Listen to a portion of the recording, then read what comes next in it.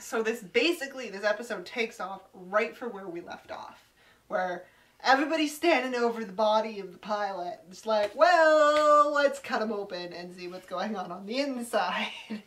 And so we find out he has most of his organs gone. And they're gone. They're all shriveled up and useless. And he's grown new ones that are perfect for feeding off innocent bystanders. This was like one of the things that I was really, really excited for, because like when I read the book, I was like, this would be so cool on screen. It's gonna make me so sick, but it's gonna be so cool. And like, it was done really, really well. Really, really well. They don't spare any details. Like you can tell, you can see the hours somebody spent just like, I'm going to paint his gallbladder now, and then we need this long tubey thing, and it'll be awesome. My two favorite parts of the scene are, they're looking at the organs and things, and F gets this really brilliant idea to like start pulling on the sucker, and he just pulls it out, and he's just like. It wasn't attached to anything. That was the funny part. He didn't have to like wrench it out. It just kind of like pops out. And it's like super long, and he's just kind of like holding it like this. And then Nora's holding another thing, and he's like, bag it and label it. And Nora's like, what do I label it? And like that just was like great. I love those were my two favorite parts of that. It was just like and then the thing defecates and you're like, oh, that was like that's gross. They didn't show you anything, but just the thought of like well, because they've never really shown it before, where when they feed, as they feed, they're like in one end out the other. That's gross. They really when they were making these monsters, they really thought about like the physiology. God. It's fascinating. And of course you got Sean Astin just like throwing up in the corner. He doesn't know what to do. That would be me. Yeah, that would be me too. I mean, I'm watching this with sick fascination now, but if I was in the room, I'd be like, nope. Dead body, number 1. Dead mutated body, number 2. Someone standing and holding what probably at one point was their esophagus. Yeah. Is now mutated into a stinger? Stinger thing. Anyways, other really big events happen. Let's see. Well, we have Jim tells them that it's his fault. He cleared the thing, and F flips out on him. In one of the most hypocritical things he could have ever done, because he was like, listen, I would do anything for my wife. You know you would do the same. And F is like, never! I would never let something by like that if my son's life was on the line. Never! Never speak to me again, you are dead to me. You're just like F, if it was you have said... Even if it was your ex-wife, okay? You have said on countless occasions that your son is the most important thing to you. Your son. You would do the exact same thing if you were in his shoes. Totally. Even if it was his ex-wife. Yeah. You would have done the exact same thing. If it was Nora, you'd probably... do the same thing, yeah. Anyone he cares about. And you're just like, you kind of watching him and you're like, you did a very bad thing. But I feel kind of bad for you at this point in time, and you should be given the chance to make it up. But he won't be given. I don't think so. Other interesting little parts. There was the agoraphobic woman. Oh yeah, that was like key. That was like the key part of that episode, like horror. Like it was just well done.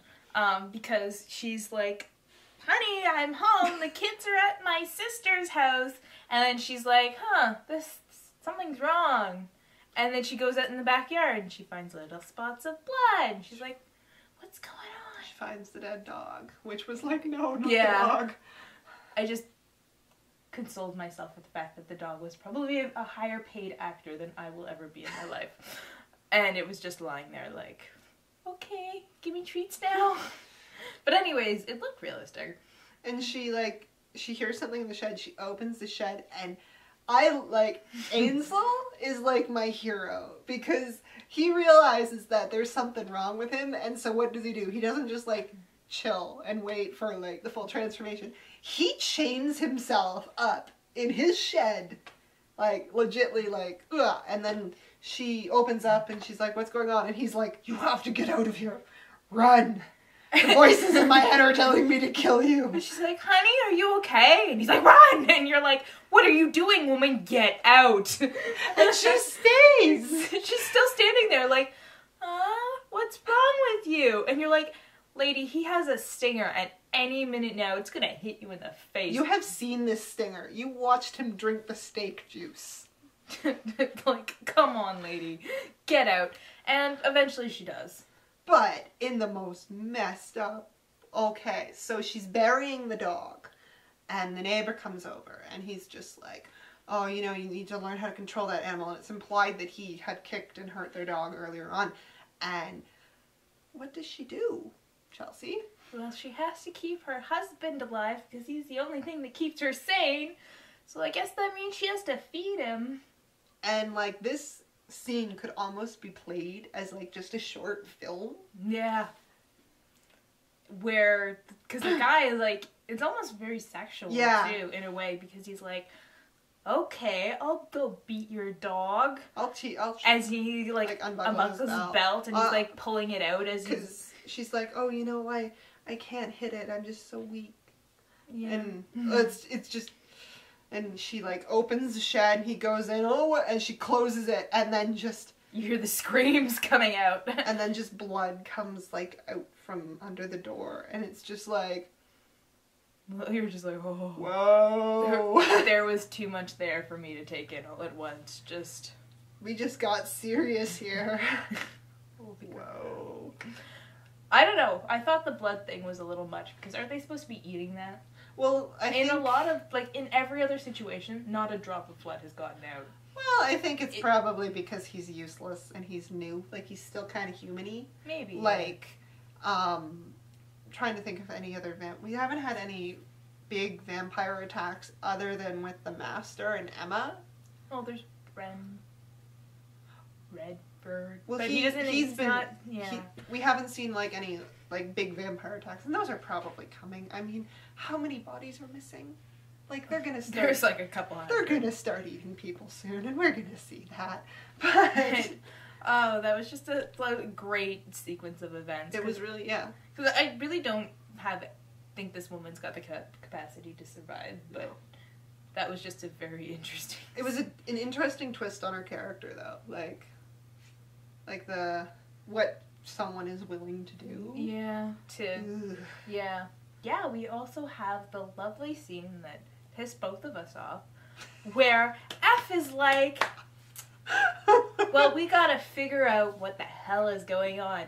Let's go see the French guy again. I've already been through his house. It's clearly been, like, ransacked and there's something wrong, but let's go trotting back to the basement. Because, you know, like, we didn't just get attacked by a guy with a gigantically funny stinger coming out of his mouth, and we didn't just, like, cut him open and realized his organs are all funny.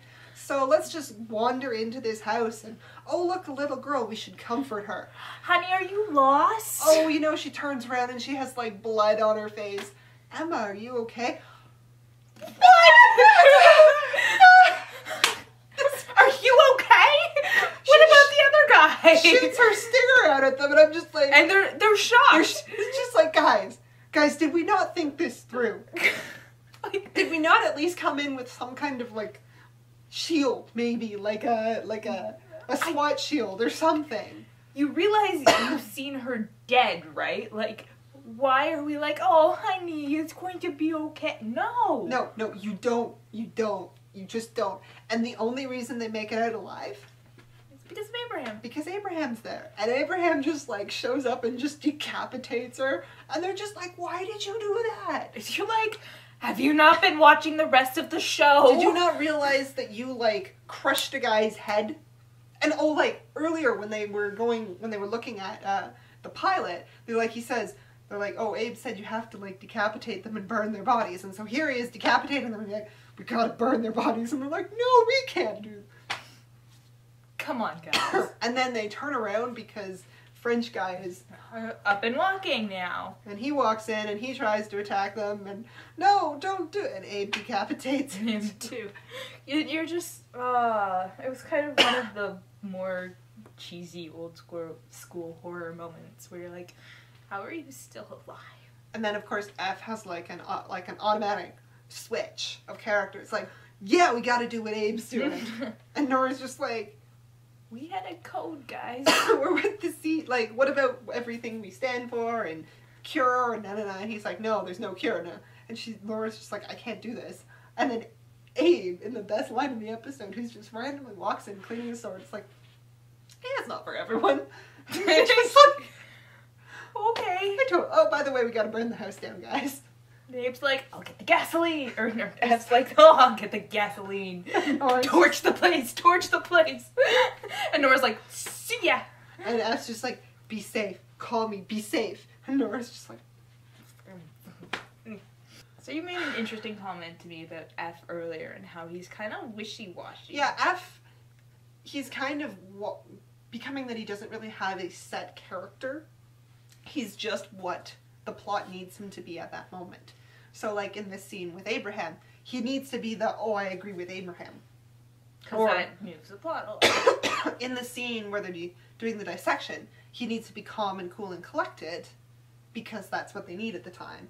And in the scene with Jim, he needs to be, like, ridiculous and judgmental because that's what the plot needs. There isn't just, like, he's not set. He's fluctuating. Yeah, like, you don't know what to kind of expect from him from one moment to the other.